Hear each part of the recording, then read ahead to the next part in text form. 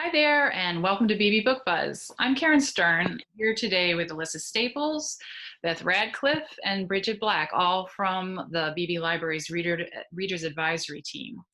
Today, our program is going to be a little bit different than usual because instead of each of us just talking a single book, we're mixing things up a little bit, and we're going to be offering you a couple of book lists. The first list comes from requests from patrons for books on anti-racism. So Alyssa and I will be doing that. And then Beth is going to talk a book called Bluebird, Bluebird by Attica Locke. And Brigid will finish up with a list of some of the new fiction titles that you might have missed while we've been closed. So we're going to jump right into the anti-racism list, which again comes out of some requests from our patrons for recommendations for books about understanding racism and becoming anti-racist. And we know there are lots of possible choices out there, lots of lists flying around the internet. And we wanted to help you focus in a little bit by introducing you to 4 books that come at the topic of racism and anti-racism from very different perspectives and sort of maybe almost different entry points. So people doing anti-racism work often express how important it is for white people to inform themselves and each other about racism because it takes the pressure off Black people who are already having to live with these things every day, and it means that they don't have to do the emotional work of trying to educate other people. So the first 2 books we're going to be talking about are from white authors, and I'm going to lead off with a book called Waking Up White, which you can find on audio in both Hoopla and Overdrive. And it's written by a local woman, which is part of the reason I chose this one. This one is maybe one that you won't see on as many lists on the internet. But Debbie Irving, and you can see my copy is very well marked because Debbie Irving is a woman from Winchester who came and she did a great workshop with us probably like 4 years ago now, I think. And these are all my notes from then. And it's called Waking Up White. She is white, obviously, and from an upper middle class family, tells the story of how she began to understand her place in the story of race and racism. So this is a memoir with a very specific focus, and I think one that will resonate with many of us who grew up in predominantly white communities, particularly on the North Shore. It's great because she takes you through her very personal journey and she shares her experiences, some of them which will make you cringe in recognition, but that is part of the work of all of this. And she puts them into this sort of greater context of the conversation on race. I would say this is a great entry point if you're just starting to engage in that conversation and you want to get your bearings. Her writing style is really accessible and even informal, and yet she offers a lot of history and facts to sort of give context to all of that. If you have a paper copy, there's a great list of resources at the end of that book, although it was written about 6 years ago, so keep that in mind. She also has a website. Resources can be found at debbieirving.com, and we'll put this up at the end of the recording so you can see it. The most recent one, she just sent out a really great list, I think yesterday. So it's debbieirving.com, and then you're going to look under 2020 Global Wake Up. And with that, I'm going to pass on to Alyssa, who's going to take on the next author. Hi. Yes. Similarly to Karen, as Karen mentioned, the author that the book I'm talking is also a white woman. So the book that I am actually currently reading right now is called White Fragility, and it's by Robin DiAngelo. So DiAngelo has actually spent the past few decades educating people about race. So that's kind of seminars for people in the private, nonprofit, and governmental sectors, among being an educator and other things. But as she talked to predominantly white audiences about racial justice and social justice, she began to see just like a near universal reaction from her audiences, and that was guilt, fear, and anger. So personally, as I've tried to educate myself over the past couple of years, these are emotions that I'm familiar with and that have come up for me. And as it turns out, and I think probably many of you have experienced this as well, these emotions are immobilizing. So guilt, fear, anger, defensiveness, these emotions have never helped me take action ever. And I think that is also a universal thing. So this is what D'Angelo coined white fragility. So in this book, D'Angelo's trying to make her white readers stronger in talking about these things and hold them more accountable during conversations about social justice. I've found that she's also really effective at explaining some key terms that you may want to know during your conversation. So, for example, the differences between prejudice, discrimination, and racism. She defines really clearly and specifically. I wouldn't say her tone is exactly conversational. So, Karen, I don't know if Debbie Irving is Yeah, more. I would say it's a fairly easy, accessible read, but this is more of a teaching book, isn't it? A little bit. Well, I mean, they're both, Yeah. but I mean, this is.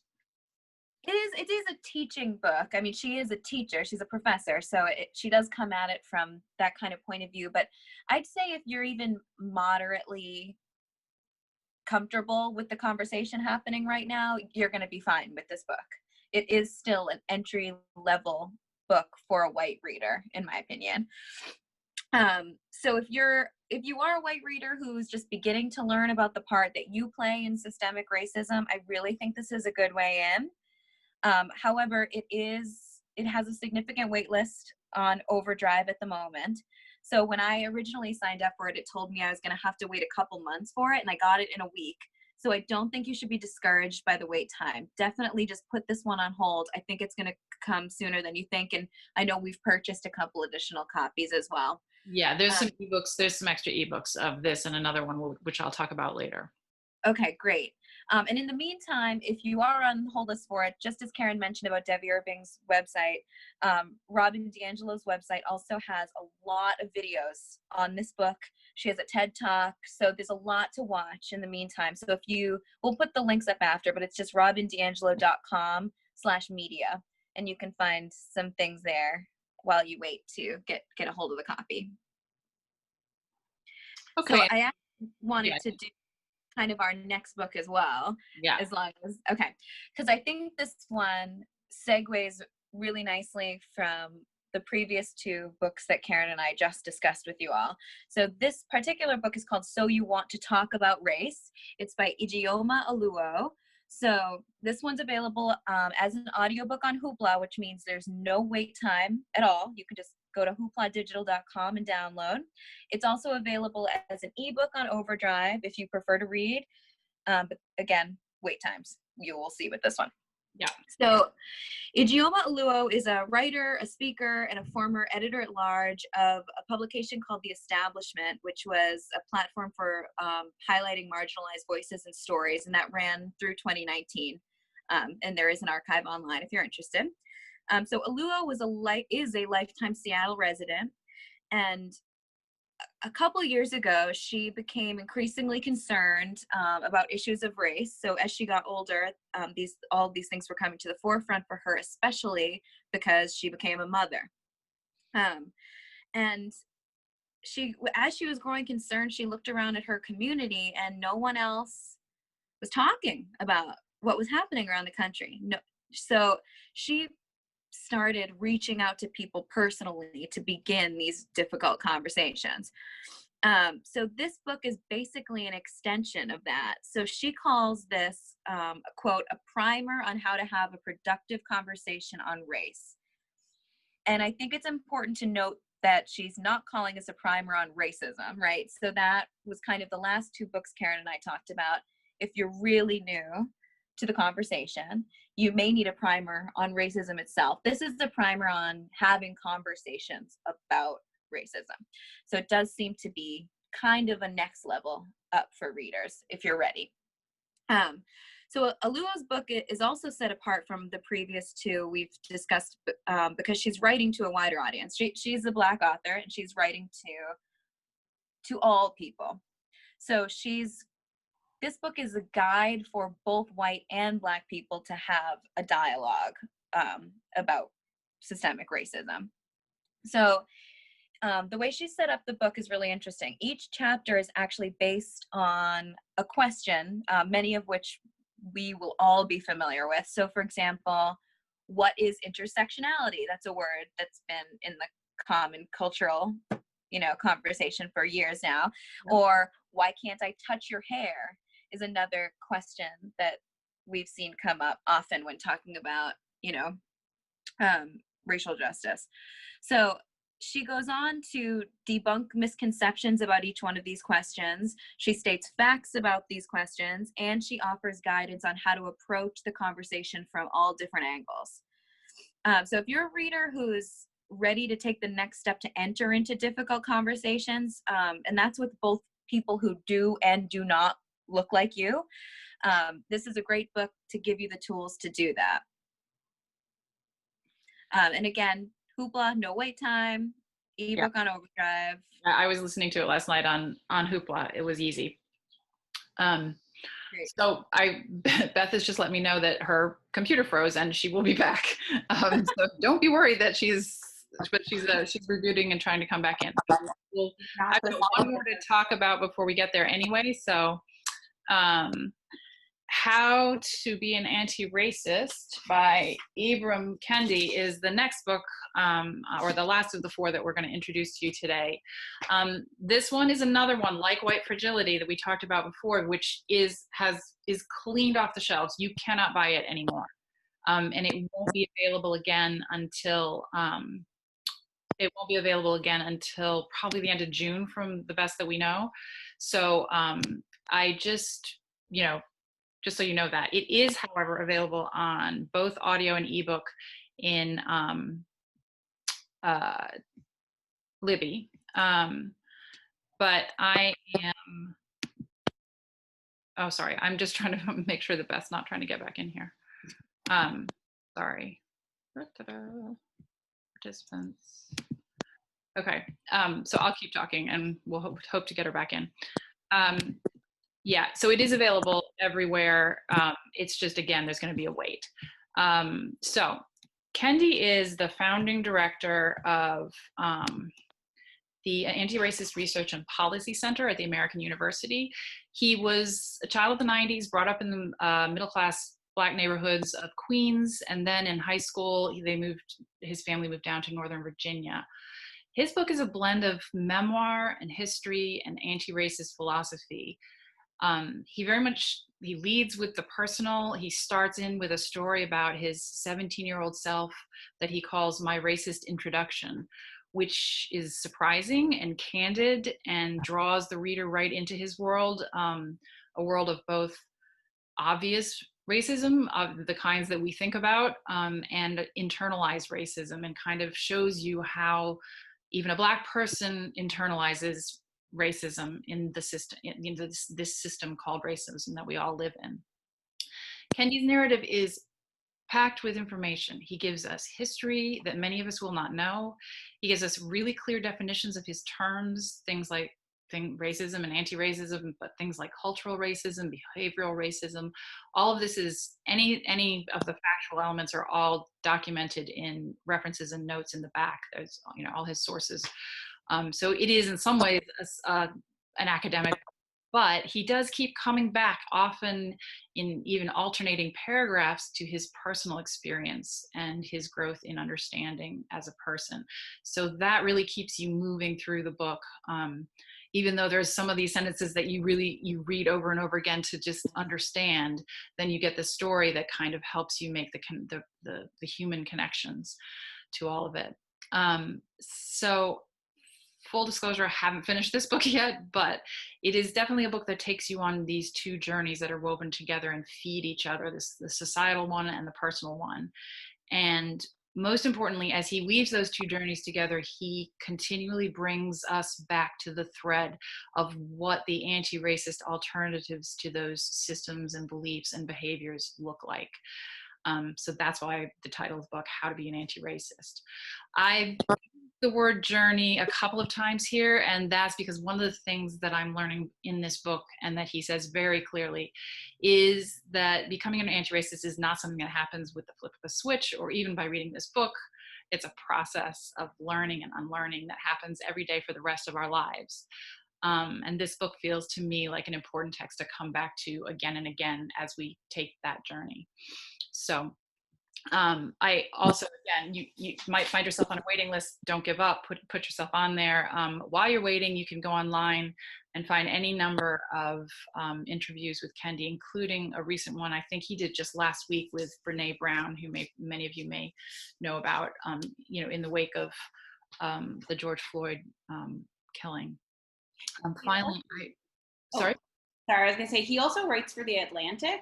Yes. The Atlantic Monthly, and very recently, I think it was just last week, published a piece called The American Nightmare, which is a lot of these concepts, which is kind of like, if we live in a world with an American dream, doesn't that mean there has to be a flip side, which is a nightmare, which is if white people live the dream, then Black people live the American nightmare. And it's a very good piece, and I think it's worth a read. Reading, and it's online on The Atlantic. So. You're back, Beth. That's great. I am. Just like I just to wrap that section up. I just want to say that, again, we're not recommending these 4 books particularly over any other books out there. There are tons of really good ones, and you can find lots of lists. We wanted to give you those 4 as, like we said, they kind of all have different entry points, or they give you a different entry point into the conversation. So you can choose the one that maybe feels best for you. All right, and I think Alyssa's going to say goodbye now because she has some other things to do, and we are going to move on to hear from Beth. Bye, Alyssa. Bye. Bye, Alyssa. Hi, Alyssa. Okay, so my book is by Attica Locke, and it's entitled Bluebird, Bluebird, and it's about an African-American Texas Ranger whose name is Darren Matthews, and he is investigating two murders in rural East Texas.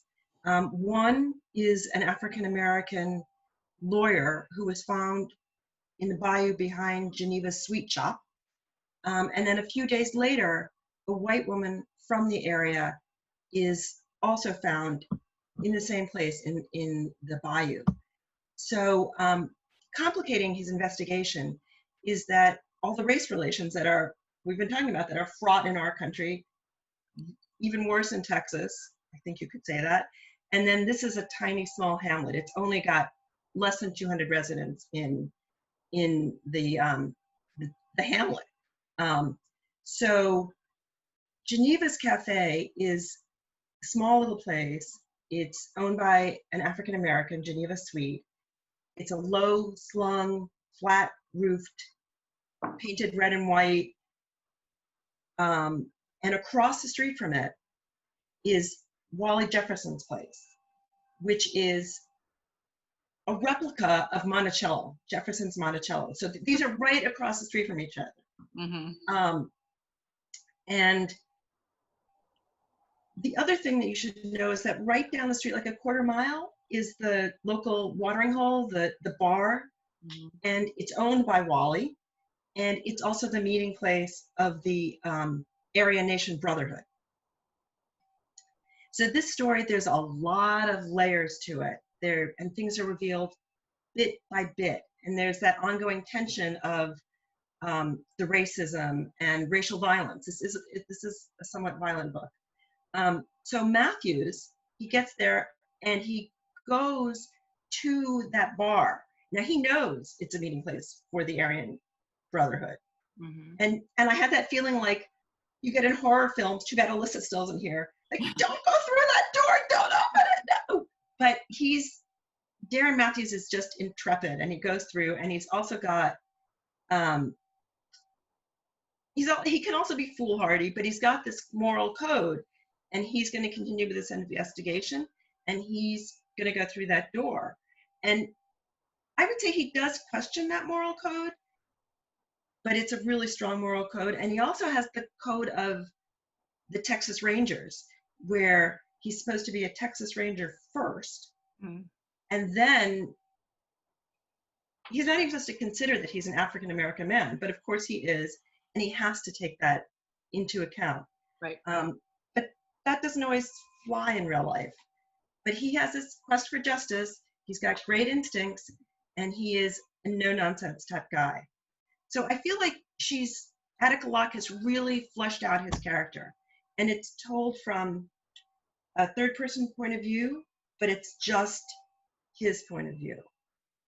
Okay. So I think she gets him well. He has a wife. I don't think she gets her down as well, but I also feel like in some ways she's a peripheral character. I think their relationship contributes to the tension because they're not getting along so well. She's really a city gal and he's more of a country guy.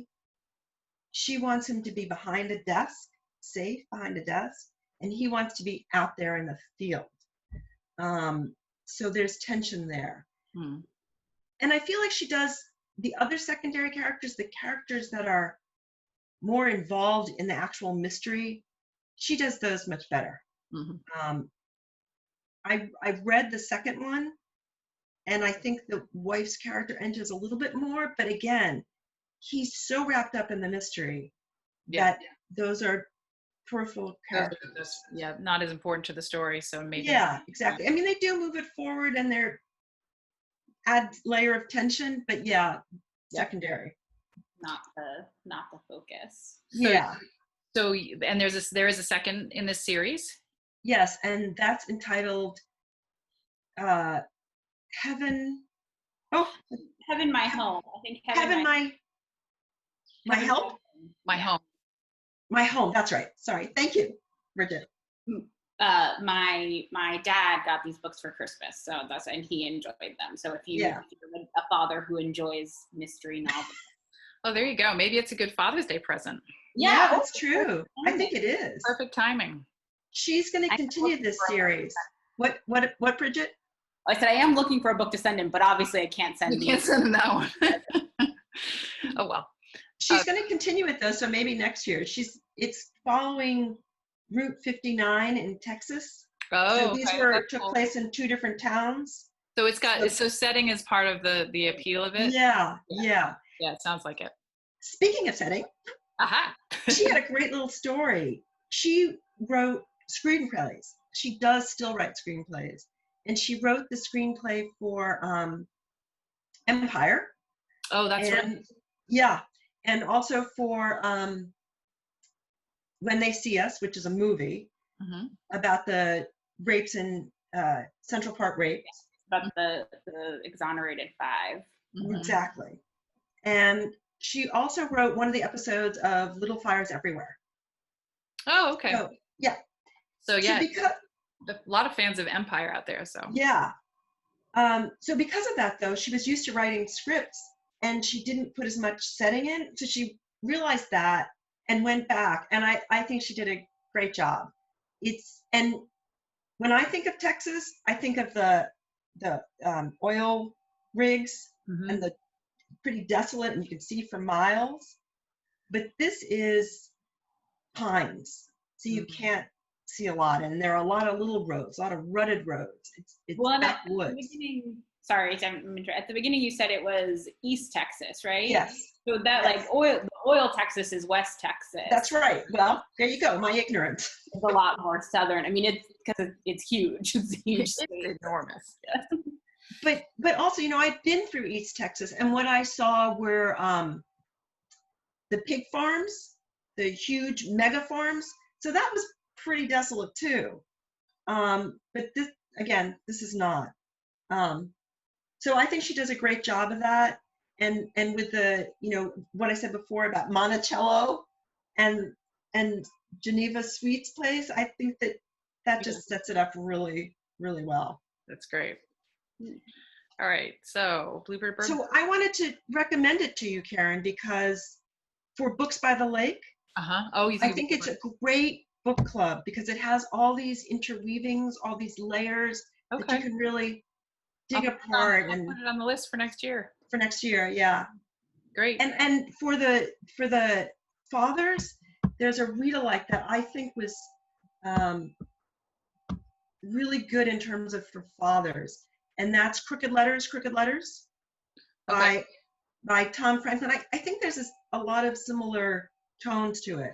It's not written by an African American, but the law man is an African American man, and there is a relationship with the white character in it. Mhm. Small town also. Okay. Texas too? It is no, that's Mississippi. Okay. The one that the read-alike that takes place in Texas is by Joe Lansdale, and that's also East Texas, and it's Hap and Leonard series. Oh yeah. Yeah. And that's a white straight man and a gay African American. So it's not quite the same, but it's also but it's the same East Texas environment, black and white. They're a little bit more banter, a little bit more humor. Okay. So that's Lansdale, a little bit more humor. Yeah. It was really hard to find read-alikes that we also have. Right. The other Joe Ide that I talked about before. You've talked before. He's again not African American, but he did grow up in LA in the ghetto, and his protagonist is an African American man. I think there are a lot of similarities, also violence. I think he does a really good job. So those are all good for your father, Brigid.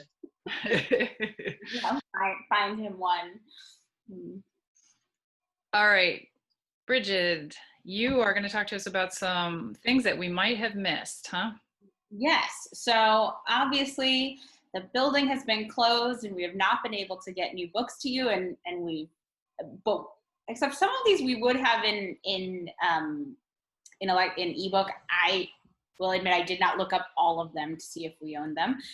So I apologize if people look for them there, but if you look for them we should have most of them in physical books. So this is my promise to you, our viewers, that eventually we will be back to you. I cannot give you a timeline, but if you place an exact date, but it is coming. It is coming. Be able to get ahead. Yeah, if you place a hold on these books now, you'll be top of the list. And I did look that they are books that we've ordered. Right. So they exist that way. So there's obviously we've missed a few books. A lot of books did have their publications date changed or moved around. So if you had been expecting something in April or May, it might not have come out. It might be coming out later in the year. So do check and make sure if you don't see it, that might have been what happened. And you can always call us and find out, or write to us at the email at wakefieldlibrary.org and ask a question.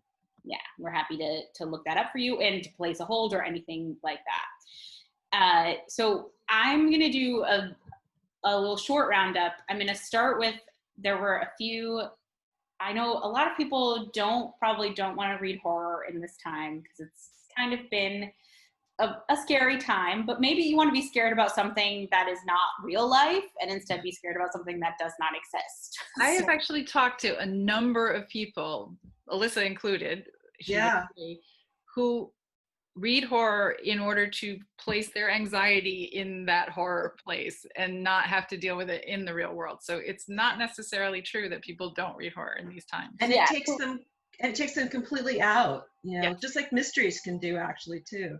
Yeah, so it's definitely it's what they call an emotion genre, in that you are feeling in them. So there's two by women that came out in the time that we've been closed that I want to highlight here. The first is The Return by Rachel Harrison, which is about a group of 4 friends, one of whom has gone missing, and then she returns, and they go on a girls' weekend to sort of reconnect after this year that their friend has been missing. And there is something very wrong with the missing friend. It is sort of unfolds throughout while they're at this like weird resort that they're at. And it's I think the readers might figure out a little bit faster than the characters what is happening, but it's very absorbing, and I will say my main lesson is the real horror is losing touch with your friends, because that's what it is that they are a group of college friends who are now in their late 20s, and they've all gone on divergent paths and haven't seen each other. So the getting back together is not just because of the missing friend. It's also like, let's go on a girls trip and reconnect. And when you realize that maybe you don't have as much in common with those people as you did when you were in college. I thought it was very good. It's by Rachel Harrison. The cover is very bright pink, but in a creepy way. Hard to explain, but it's true. The other one that I want to highlight is the new book by Samantha Schweblin, who has two books already. It's called Little Eyes.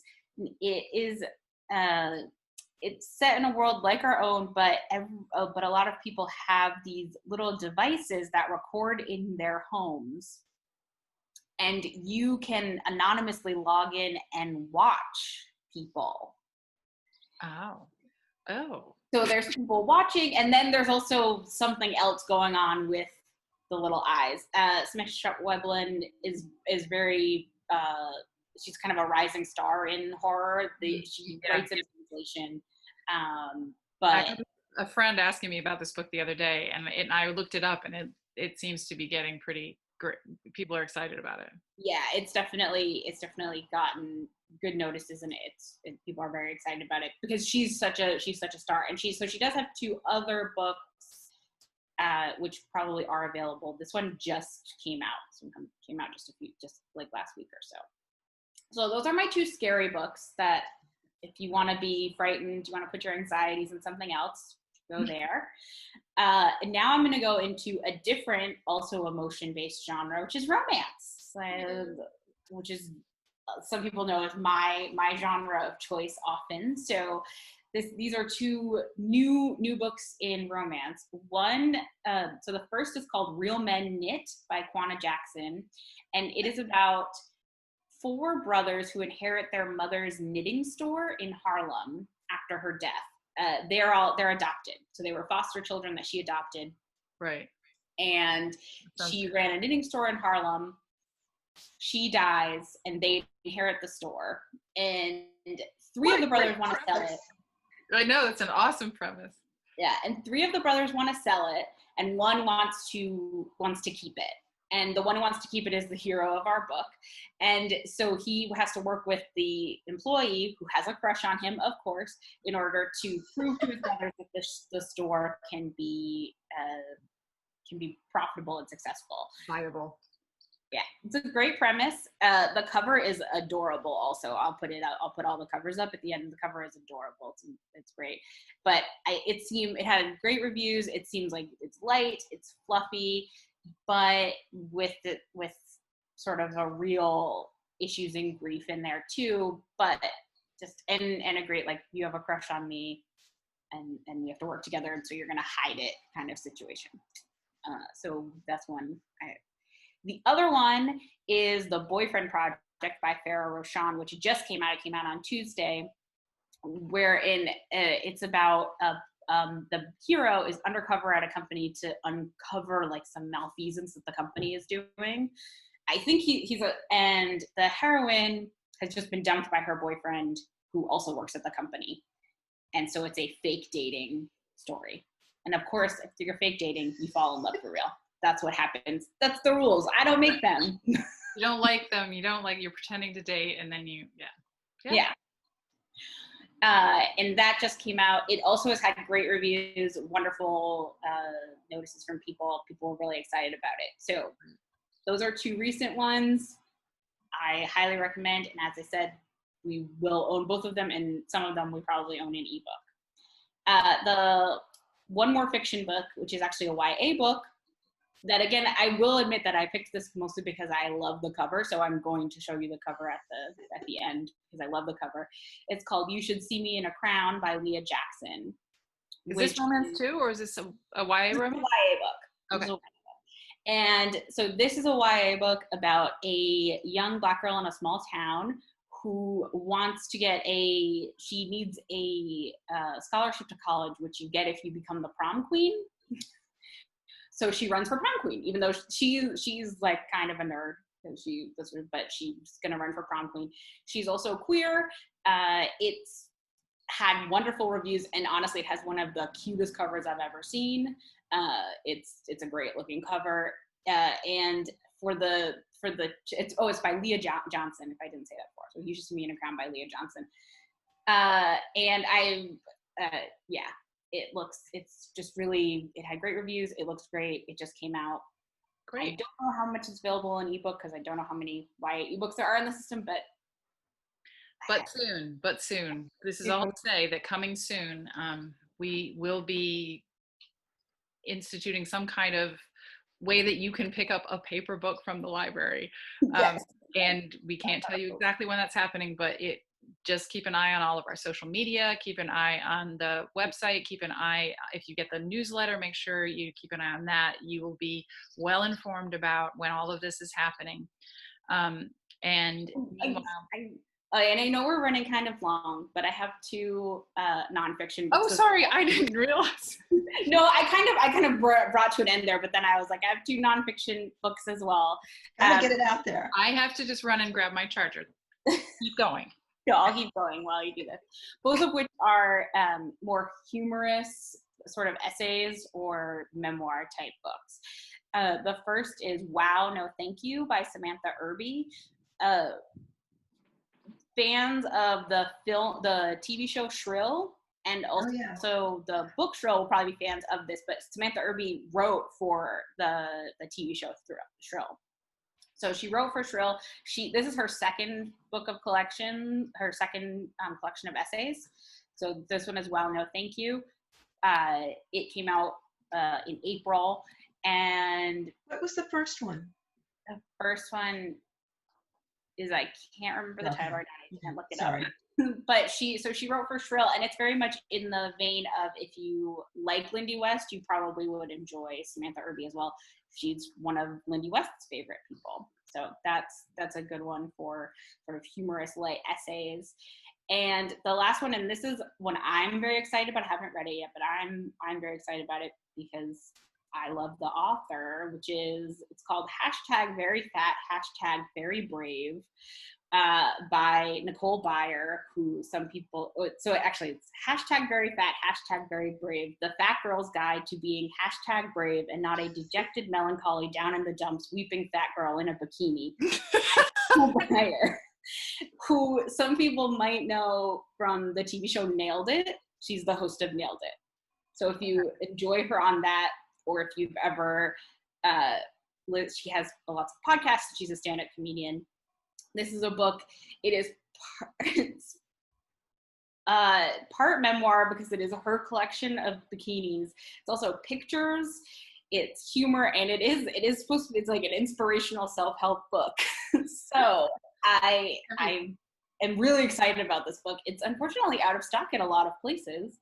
I imagine because it was such a huge hit. Yeah. Because he's so popular. So I'm actually waiting for a copy because I really want it.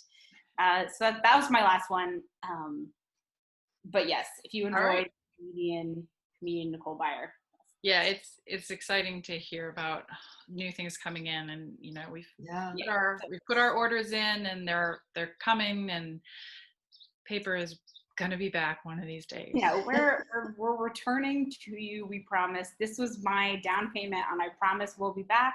Promise we're still here. Yeah, just be patient with us, and we will keep you very much posted. So for today, that is Beebe Book Buzz, and we'll be back with you in a couple of weeks. So for now, we'll say goodbye. Take care. Bye. Bye.